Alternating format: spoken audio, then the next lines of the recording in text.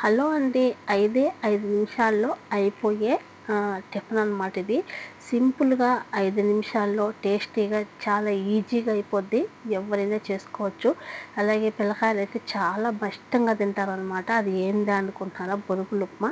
ఒక 5 నిమిషాల ముందు బొరుగులు ఇలా వాటర్‌లో నానబెట్టేసి పులిసి పక్కన పెట్టుకోవాలి. ఆ తర్వాత ఒక బానట్లో పెట్టుకొని సరిపోయినంత ఆయిల్ వేసుకొని, తిరగబాత గింజలు, ఎర్రగడ్డలు, పచ్చిమిరపకాయి అలాగే కరివేపాకు వేసుకొని ఎర్రగడ్డలు మంచిగా ఫ్రై అయిన తర్వాత టమోటా కూడా వేసుకొని ఉప్పు పసుపు వేసుకొని టమోటా కూడా మంచిగా వేగిన తర్వాత ఈ బొరుగులు అయితే మనం ఏదైతే వాటర్లో తీసి పక్కన పెట్టుకున్నామో ఆ బొరుగులు కూడా వేసి పైన అలా కొత్తిమీర వేసేసుకొని దీంట్లోకి మెయిన్ వచ్చేసి పుట్నాల పప్పుల పొడి.